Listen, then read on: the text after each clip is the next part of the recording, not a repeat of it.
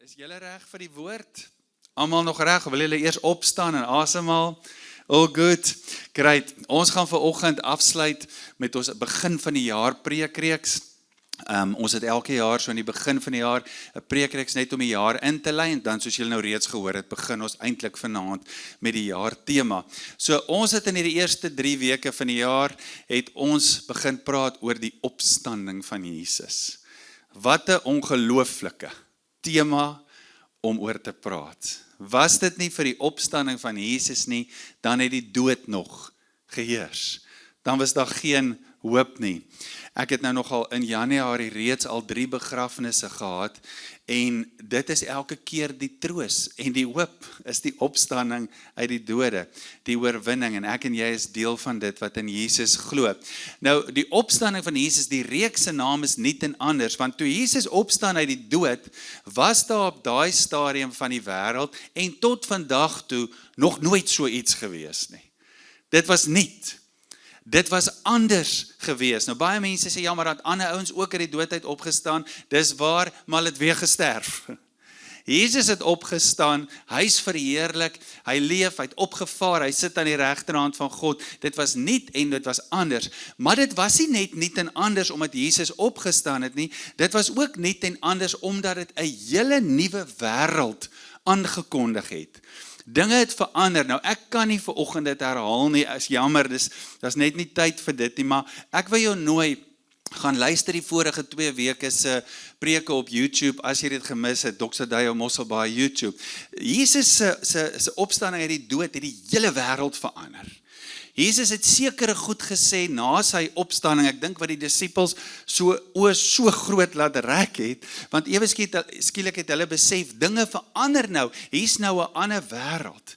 Die tweede week het ons gepraat oor Jesus wat 'n liefdesverklaring gemaak het deur die opstanding. Die opstanding het gesê, ek wil by julle wees, julle in my en ek in julle, dis 'n liefdesverklaring. Sy opstanding het gesê, dinge raak nou nie, dit verander, dis 'n liefdesverklaring. Nou vandag wil ons so 'n bietjie die reeks afsluit deur te gesels dat wanneer ons praat oor die opstanding van Jesus, omtrent elke keer in die Nuwe Testament, as ons die opstanding van Jesus sien, dan sien ons langs dit of parallel aan dit 'n nuwe mens, 'n nuwe mensdom in Christus as gevolg van die opstanding van Jesus. Nou ons praat van hierdie nuwe mensdom, praat ons op verskeie maniere daarvan. Ons praat van wedergebore kinders van die Here. Ons praat van gelowiges. Ons praat van nuwe skepsels. Paulus sê dit 2 Korintiërs 5:17, as iemand in Christus is hy nou 'n nuwe skepsel. Die ou dinge het verbygegaan, alles het nuut geraak. Ons praat van die liggaam van Christus. Ons praat van die kerk, die eklesia. Dis alles terminologie wat ons gebruik, wat ons in die Bybel vind, om te sê, langs die opstanding van Jesus, of vervleg met die opstanding van Jesus, is daar nou 'n nuwe tipe mens. Nou Paulus kom op 'n stadium, so ons gaan vandag ons het gepraat uit Matteus 28, ons gaan vandag so 'n bietjie na Efesiërs 1 en 2, die brief wat Paulus skryf aan die Efesiërs, maar op 'n stadium, dan skryf Paulus nou vir die Efesiërs, en dan skryf hy baie spesifieke goed vir hulle, en wat interessant is, reg in die middel van daai goed wat hy skryf, is die opstanding van Jesus. So met ander woorde, Paulus sê ook, al hierdie goed wat ek nou vir julle skryf, en vir julle sê, en veral bid, want hy bid veral baie vir ons, en vir die Efesiërs in hoofstuk 1. Dit is gesentreer, dit is as gevolg van die opstanding van Jesus.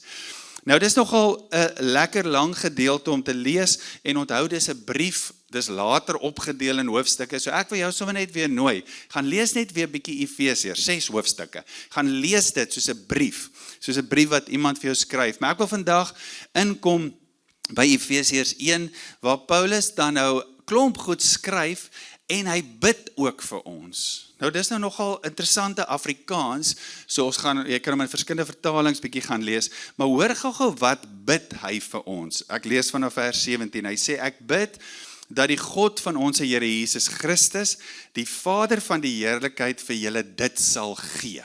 So as iemand vir jou iets gee, dat jy dit sal ontvang. Wat bid hy vir ons? Geestelike wysheid en openbaring. Openbaring, iets skuif oop. Ek sien dit, ek verstaan dit nou. Hy sê, ek bid dat dit met julle sal gebeur, wat in die kennis van hom bestaan, dat die oë van julle harte verlig mag wees. Hoekom? Dat julle weer eens kan insien, dat julle kan sien wat die hoop is wat sy roeping bied. Hierdie roeping waarmee God jou roep, dat julle sal sien wat dit inhou.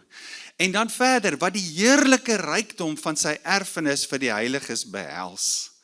Paulus bid dat ons iets sal sien, verligte oë, roeping, dat ons hierdie rykdom sal sien, die kennis van Christus, hy bid nog vir ons, wat die onvergelykbare grootheid van sy mag is, vir ons wat glo ooreenkomstig die werking van sy krag, wat hy uitgeoefen het, hier kom dit, die opstanding in die middel, wat hy uitgeoefen het in Christus, toe hy hom uit die dood opgewek het, en hom laat sit het aan sy regterhand in die hemele, bo elke owerheid, en gesag, en mag, en heerser, ja, bo enige naam, wat genoem kan word, nie alleen in hierdie bedeling nie, maar ook in die toekomstige.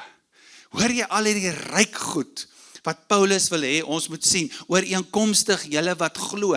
Hy praat met mense wat glo, hy praat met hierdie wedergebore, Christene, kinders van die Here, kerk, familie van Christus. Hy praat met hulle en hy sê, is goed wat ek vir julle voorbid, dat julle dit sal sien, dat julle dit sal verstaan. Nou die vorige 2 weke het ons gepraat oor Matteus 28, Jesus staan op uit die dode uit, hy verskyn aan sy disippels en dan sê hy vir hulle, aan my is gegee, alle mag en alle gesag in die hemel en op die aarde. Hoor wat doen Paulus hier? Hy sê dit ook. Hy sê ook dat Jesus het uit die dood uit opgestaan en God het hom laat sit aan die regterhand van God. Sy naam, sy krag is bo elke heerser, bo elke gesag, bo elke mag, bo elke naam. Wat sê Paulus hier saam met Matteus? Die hele Nuwe Testament sê dit. Die opstanding van Jesus het te doen met sy koningskap. Die opstanding van Jesus het te doen met 'n nuwe koninkryk, 'n nuwe heerskappy, waar? In die hemel, maar ook hier op die aarde. En dit was niet en anders vir die mense van daai tyd, en ook vir ons, wanneer ons hierdie evangelie hoor. Hier's 'n nuwe koninkryk, en Paulus slaan die spyker so op die kop as hy sê, nie alleen in hierdie bedeling nie, maar ook in die toekomstige bedeling. Met ander woorde, Paulus sê vir ons, hier's 'n bedeling wat aan die gang is, maar nou kom hier 'n nuwe bedeling in dit in. En Jesus is koning van hierdie bedeling, hy's reeds koning, en hy's ook koning van die toekomstige bedeling. Maar in hierdie bedeling is daar nog magte, daar is nog owerhede, daar is nog mense wat sy koningskap teëstaan. Maar dit beteken nie, hy's nie koning. Sy koningskap het reeds gebeur, en in die toekoms gaan in die nuwe bedeling, gaan hierdie groei tot by 'n plek, ons het dit vanoggend gesing, All Hail King Jesus, waar elke tong sal bely, elke mond sal bely, dat hy die Here is, elke mag sal finaal oorgee, en ons weet ook die vyand sal finaal vernietig word. Baie mense dink, dat Jesus se koningskap moet nog kom. Ja, daar's 'n deel van dit kom. Hy kom terug. Hy kom regeer as koning. Maar hier sê die skrif dit oor en oor vir ons. Aan my is gegee alle gesag in die hemel en op die aarde. Sy koningskap en heerskappy het dit begin. Dan bid Paulus verder vir ons. En dit klink weer soos Matteus 28. So Matteus 28, 3 goed wat Jesus gesê het. Die eerste een was, aan my is gegee alle gesag in die hemel op die aarde. Die tweede ding wat hy sê is, gaan dan heen, maak disippels van al die nasies, doop hulle in die naam van die Vader, die Seun en die Heilige Gees, en leer hulle om alles te onderhou wat ek julle beveel het. Hoor gou wat sê Paulus in Efesiërs, vers 22. Hy sê, hy het alles onder sy voete gestel, en hom aan die kerk gegee, as die hoof oor alles. Waar is die kerk? Die kerk is hier. As die hoof oor alles, die kerk wat sy liggaam is, die volheid van hom wat alles in almal vervul.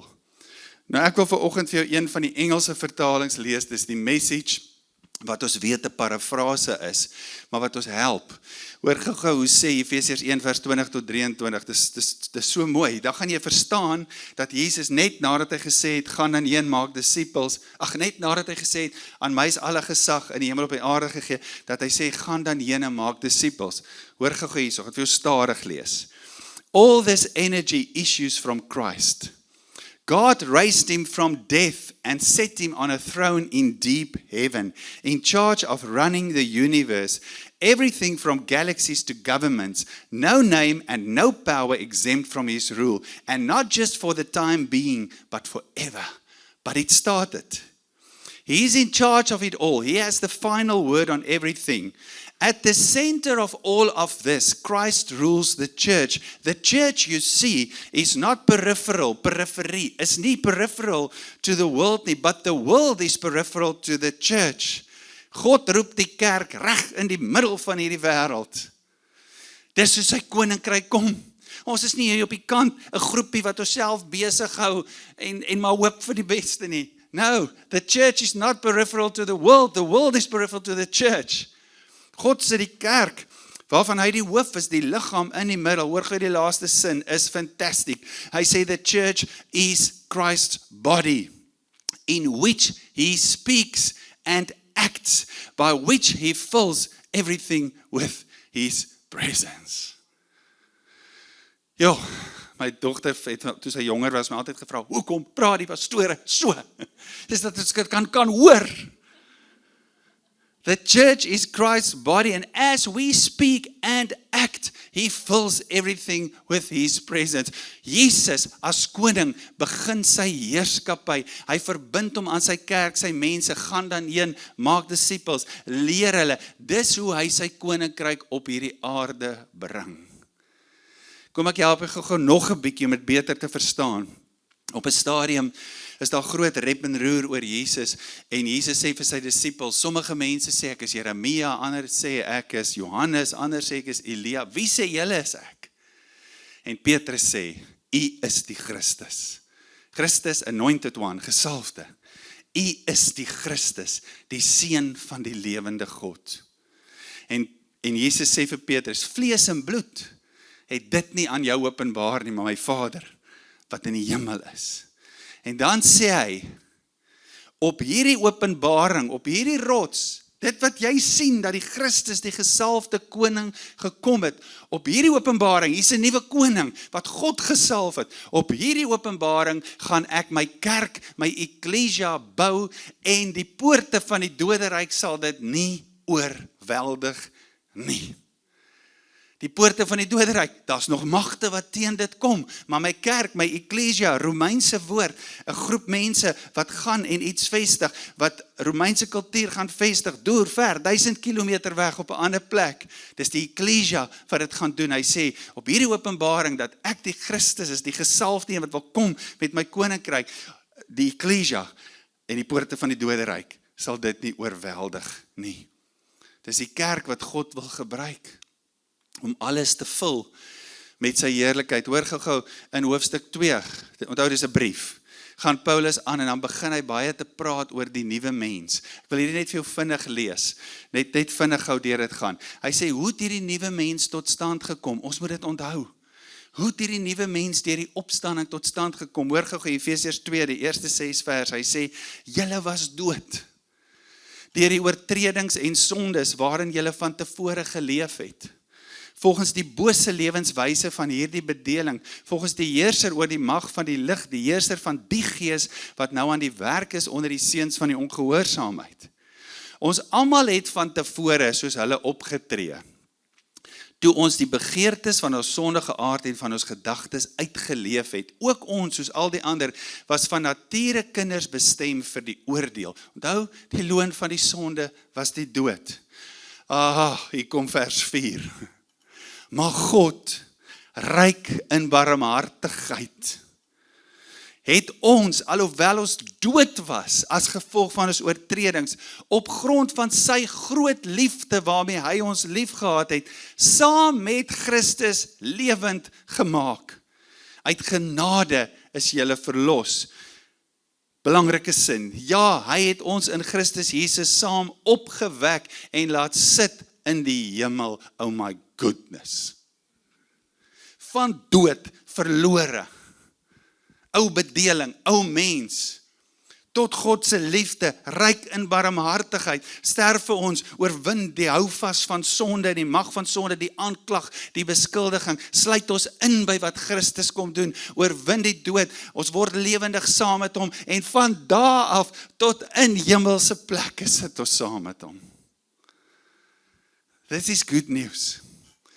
Dis die goeie nuus van die evangelie. En God het dit kom doen, as net een rede daarvoor. Hy het lief. Hy het gekom met sy krag, en hy het 'n oorwinning aan die kruis behaal. Hoe lyk God se krag? Nie 'n militêre weermag nie. Nee, sy liefde, sy selfopofferende liefde, sy eie lewe. Dit was net hy wat sonde vergifnis kon bring, is net hy wat vryspraak kon bring, en dis die liefde waarmee hy kom, om ons te verlos van die ou bestaan, sodat ons nou nuwe mense kan wees, wat sit in hemelse plekke. Paulus gaan verder, dan begin hy so 'n bietjie te skryf, oor hoe leef ons nou, as hierdie nuwe mense. Nou, hy bid al die goed vir ons, dat ons dit sal sien, dat ons dit sal verstaan. Hoor wat sê in vers 10. Ons is immer sy maaksel, geskep in Christus Jesus, om goeie werke wat God voorberei te doen en daarvolgens te leef. Engels sê hom mooi, we have become his poetry, a recreated people. God het ons herskep, dis hoekom ons praat van wedergeboorte. Ons is weergebore uit God uit. Hoekom? That will fulfill the destiny he has given each one of us. Hoekom? For we are joined to Jesus, the anointed one. Die opstanding van Jesus het 'n nuwe koning, 'n nuwe heerskappy, 'n tipe heerskappy gebring, maar die opstanding van Jesus het ook 'n nuwe mens aangekondig en begin. Mense wat joined is, they joined to the anointed one. Net gou vinnig vanoggend. Dis so belangrik dat jy hierdie sal verstaan. En Dr. Sadaya praat is van ons as 'n familie op missie. Dit voel vir my, as ons nie hierdie verstaan nie, gaan ons sukkel met die missie. Hoor gou wat sê Paulus alles oor hierdie nuwe manier van leef, hierdie nuwe mens. Die eerste ding, die nuwe mens leef nou in intimiteit met God, want die afstand tussen God en mens is gekanselleer. Die kruisiging en die opstanding het die afstand wat daar was gekanselleer. Hoor hoe sê dit in vers 13 van die hoofstuk. Hy sê, maar nou in Christus Jesus het julle, het klink soos nou, wat destyds ver was, naby gekom deur die bloed van Christus. Efesiërs 2 vers 22. In hom word julle ook saam opgebou tot woonplek van God deur die Gees. Hoor hoe gaan Paulus te kere? Hy sê die afstand is dubbel gekanselleer. Dit is sommer dubbel gekanselleer, want ons sit nou in hemelse plekke. Ons wat ver was, sit nou in hemelse plekke, maar is dubbel gekanselleer, want deur God se Gees woon God ook nou in ons. It's double good news. Dis wie jy is, nuwe mens. Baie mense sê nog, die Here is ver. Ek weet, daar's partykeer omstandighede wat dit so laat voel, but it's not the truth. Die waarheid is, jy is in hom en hy is in jou. Jy moet dit vasmaak in jou lewe. God is naby, hy's nie ver nie, hy het afstand gekanselleer. Dit vat ons na die tweede ding toe. Die tweede manier hoe ons leef as nuwe mense is, ons leef vanuit die troonkamer van God. Efesiërs 2 vers 6, ons sit dan nou in hemelse plekke. Ons is in die troonkamer van God. Nou hierdie help ons ook om dit te verstaan. Op baie plekke, ons nie vanoggend tyd daarvoor nie, baie plekke, Ou Testament en Nuwe Testament, sien ons dat die troonkamer van God is soos 'n hemelse raad, leerskare, it's a heavenly council. Dit is soos 'n raad wat daar plaasvind. En wat sê Paulus dan nou eintlik vir ons? Hy sê, nou is ek en jy deel van daai raad.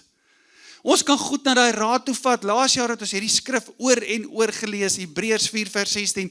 Laat ons met vrymoedigheid na die troon van genade gaan, sodat ons ontferming en genade kan ontvang om op die regte tyd gehelp te word. Ons kan ons wêreld na hierdie hemelse raad toe te vat. Anders sou Jesus ons nie geleer bid het, laat die koninkryk kom soos in die hemel, so ook op die aarde nie. Ek weet nie hoe om dit te sê nie, maar ons het stemreg. Ons het stemreg, ons het invloed, ons het 'n pa, dan weet jy ons kan gaan, hy luister na ons. Mense, dis wie ons is. Partykeer dink ek, ons is te veel soos wurmpies. Ek is okay, arme gesonder. Nee, ek sê nie moet arrogant raak nie, maar ek en jy is nuwe mens in Christus. Die bloed van Jesus het dit moontlik gemaak, dat ek en jy vanuit die troonkamer van God kan leef. Dis die rykdom van ons erfenis. This is who we are. Die derde ding, die nuwe mens leef vanaf aanbidding in die troonkamer. Ek wil jou nooi om aanbidding deel te maak van jou lewe. What we behold, we become. Wat beteken aanbidding? Is dit net hierdie klavier? Nee, alles is aanbidding. Dit wat jy aanbid, jy gee jou tyd daarvoor, jy gee jou energie daarvoor, jy gee jou fokus daarvoor, jy prioritiseer dit, jy kyk die hele tyd na dit, jy soek dit. En die vyand sal alles doen om daai lewenslus, daai energie by jou te steel. Volhard in die geloof. Nuwe Testament is vol van volharding. Die nuwe mens leef vanaf aanbidding. Hoor gou wat gebeur. Ons het nou vanoggend dit in die worship ook hier beleef. Hoor Openbaring 5 vers 9. Hoor wat sing hulle. U is waardig om die boekrol te neem en die seels oop te breek, omdat u geslag is en met u bloed mense gekoop het uit elke geslag en taal en volk en nasie. Aanbidding in die hemel gaan oor God se majesteit, oor God se heerlikheid, oor God se krag, oor God se vermoëns, oor alles van God, oor God se hart, oor God se plan. En reg in die middel van daai aanbidding is Jesus die lam wat geslag was. Dis waaroor aanbidding in die hemel gaan, om mense dit los te koop van die ou toestand van mens wees en nuut te maak. Dis hoekom aanbidding so belangrik is. Wanneer ek dit aanskou, kan ek nie anderste as om dit te word nie. Dis kom Paulus sê in Korintiërs 5 vers 14. The love of Christ compels me. John Piper, baie groot wêreld teologiese figuur, het gesê, worship feels mission. Worship feels mission. Dis petrol vir mission. Ons sit in hemelse plekke, vers 6. Vers 7, hoekom? Sodat hy in tye wat kom, nee, die nuwe mens sit in hemelse plekke sodat God in die tye wat kom bewys kan lewer van die alles oortreffende rykdom van sy genade deur sy goedheid aan ons in Christus Jesus. As ons vanuit die troonkamer leef, aanbidding prioritiseer, as ons hom aanskou, hom behold, it becomes feel to us. En daai liefde, jy kan jouself nie help nie. Jy wil dit deel met alles en almal, want jy sien die nuutheid van dit. 'n Liefde wat in mense wil werk, en hulle wil verlos van die ou menswees van bestaan, of ou manier van bestaan. Wat deur mense wil werk in omgewings, om wêrelde nuut te maak. Ek weet nie vanoggend hoe om hierdie vir jou beter te verduidelik nie. Dis iets wat jy self moet commit en beleef en ervaar. Jammer vir die simpel grappie op die oomblik. Maar iemand het een keer gesê, dit is soos brandewyn. Eers vat jy hom, of vat hy jou. Dis hoe dit werk. God nooi ons in hierdie nuwe mens lewe, en Paulus krak omtrent, soos wat hy bid dat julle dit sal sien. Dat julle dit sal begin doen, dat julle so sal begin leef. Ek wil ook vanoggend saam Paulus pleit vir ons as gemeente. Oor Kersfees toe kom 'n man na my toe, 'n pastoor van 'n ander gemeente. Hy sê, die Here gee my vir jou 'n woord vir hierdie jaar. Hy sê jou gemeente gaan daders van die woord raak soos nog nooit van tevore nie. Ek sê, yes. Hierdie is deel van dit. Ja, julle kan maar hande klap. Die Here doen groot dinge. daders van die woord, mense in die troonkamer, nuwe mense wat weet wie hulle in Christus is, nie op grond van ons werke nie, maar op grond van sy liefde en genade, wat ons lewens vanuit aanbidding leef, sodat God deur ons ook daai liefde aan ons wêreld kan bewys en bekend maak. Hy wil dit deur jou wys. Liefde is 'n krag wat werk. Kom ons sluit ons oë.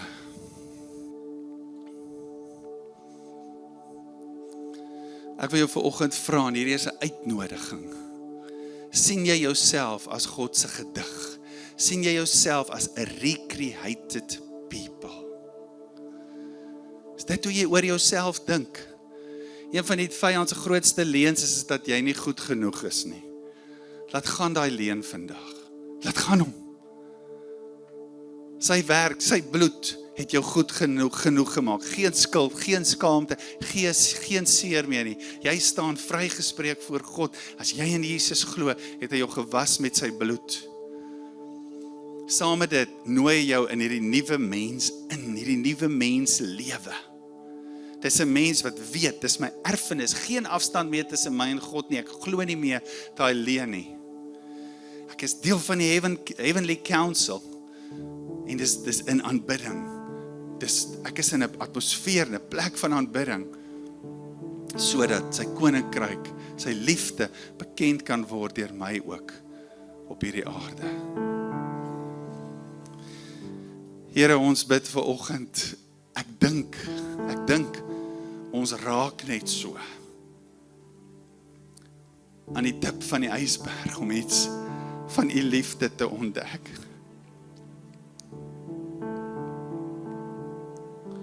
Here, kom leer ons meer van u liefde, die krag van u liefde, soos wat ons u aanskou.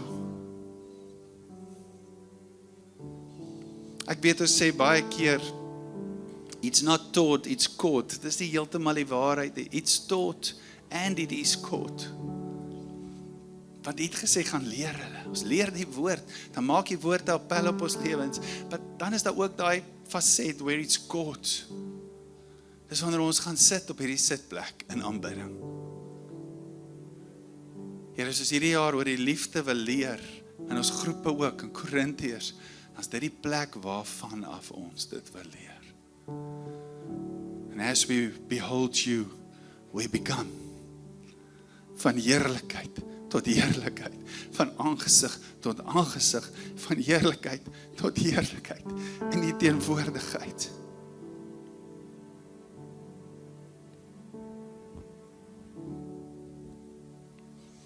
Here, vanoggend gaan ons ook die nagmaal saam gebruik.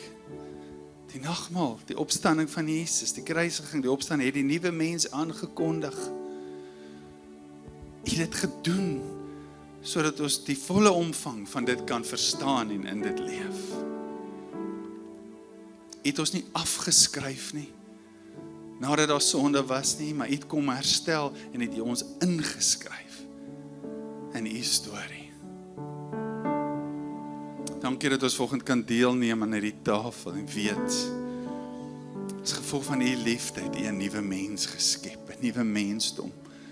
Dankie dat ons dit vanoggend kan ontvang, kan vasmaak en ook kan commit om in dit te leef. Met alles rondom dit wat die skrif sê, daders van u woord. Ek loof u daarvoor in Jesus naam. Amen. Amen. Ons gaan volgende geleentheid gee dat jy die nagmaal elemente kan gebruik.